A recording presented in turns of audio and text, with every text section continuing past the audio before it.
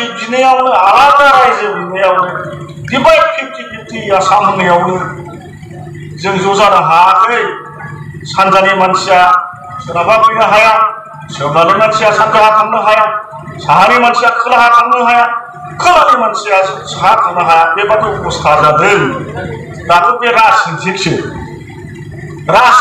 बे राजनितिकआव मारै ज' जानो? बयनोबो पावार नांगौ। दा बेबायदि खोथाखौ हयथ' रायजो राजाफोरखौ बे बाथाफ्रा बे लिडारफ्रा हयथ' नोंथांमोननि खोमाव सोगोन। नंगौ नंगौ नोंसोरो, खिन्थु बे जाया। ओंखायनो आं खावलायो रायजो राजाफ्रा दिनैहाय बिजेपिखौ मोजां मोननानै फैदों, जोबोद गोजोननाय मोनदों। जिहेतु जोङो बिजेपि सरकार जानानैनो माखासे समस्याफोरखौ जुदि सरकार दानो हायोब्ला इन्डिपेन्डेन्ट समस्याफोरखौबो जोङो बिजेपि सरकार जायोबा जोङो समस्याफोरखौबो समाधान खालामनो जों एजेन्डायाव लाखायो। थ' रेवरावा नार्जी आरो बिथाङा बिजेपिनि CM नङा होमबा? दा बिथांनि सायाव एक्सन लानाय लायैया बिजेपि हान्जायासो मिथिगौ। दा चिफ मिनिस्टार बिथाङा मिथिगौ। दा गतिके दिनै जुदि प्रमद बर' सरकाराव बिथांखौ EMनिफ्राय ड्रप खालामदोंब्ला बेनि सिद्धान्तआ बिजेपिनिफ्रायसो फैयो। बेखौ जोंनि UPPLआ खालामनो हाया। जों मोनसे गठबन्धनाव सोलिबाय थानाय जादों। जोंनि UPPLनि EMफोरनि सायाव माबा मोनसे सिद्धान्त लानांगौ जायोबा जों बेखौ सिदा सिदि UPPLआ हागोन। आरो बिजेपिनि EMफोरनि सायाव माबाफोर जुदि डिसिसन लानांगौ दङबा बेखौ बिजेपिआ सिद्धान्त लागोन। दा गतिके दिनै रेवरावा नार्जी आरो बिथाङा बिजेपिनिसो EM। दिनै बिथांमोननि सिद्धान्त मथे ड्रप खालामनांगौ होननानै हरदों। आरो बियो जोंनि UPPL बिजेपिनि गेजेराव नांलायनायनि खुनु बाथ्रायानो गैया। बिथांमोननि सिद्धान्त, बे सिद्धान्तखौ जों शिबनो होदों आरो शिबआ बे मथेनो बिजेपिनि EMखौ दाननानै होदों।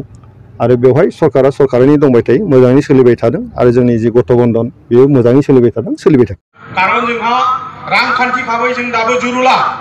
बर' माहारियाबो, जोंनि बर' आइ आफा बिदा फंबाय बिथांमोनाबो रांखान्थि फारसे नोरजिया जानानै दं। बे रांखान्थि फारसे बोरैहाय गोख्रों खालामनो हायो, बोरैहाय बेफार बानिज्यखौ गोख्रों खालामनो हायो, बोरैहाय जोङो जोंनि शिक्षा दीक्षाफोरखौ साबसिननिफ्राय हामसिन खालामनो हायो, बे उद्देश्य जोंहा दङ। बे उद्देश्यखौ लानानै जों खामानि मावगोन।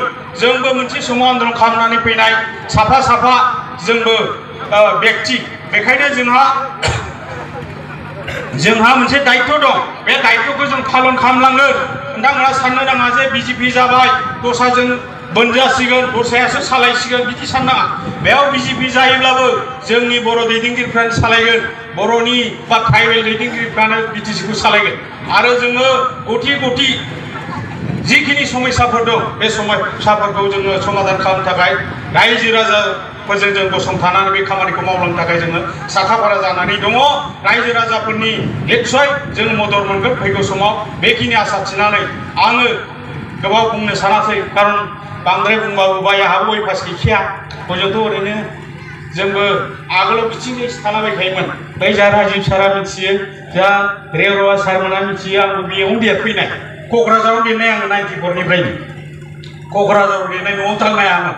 बेबायदि मोनसे परिबेसाव जोंबो फैनाय। ओंखायनो जोंहाबो गोख्रों मोनसे सिन्थाधारा लानानै जोङो बिजेपिआव हाबदों, बाहागो लादों। फैगौ समखौ नोंथांमोना जोङो जयैनो मोनसे जोङो फिथाइ हिसाबै लानो हागोन बा लानो हानांगोन। आरो जोङो गोसो मोदोम जिउ होनानै जोङो बे दलाव हाबनानै जोङो एकदम फ्रि माइन्ड लानानै, मोजां मोनसे गोसो लानानै जोङो आवगायलांगोन मिजिंथिनाय थाबाय। आरोबाव खेबसेबाव बयनिसिमबो सिबिनाय खुलुमनाय अननायखौ बावहरनानै आंनि जेनोखि फंनैसो बिबुंथि बेखिनियाव फोजोबबाय। गोजोन्थों। भारत माता की जय। जय बदल।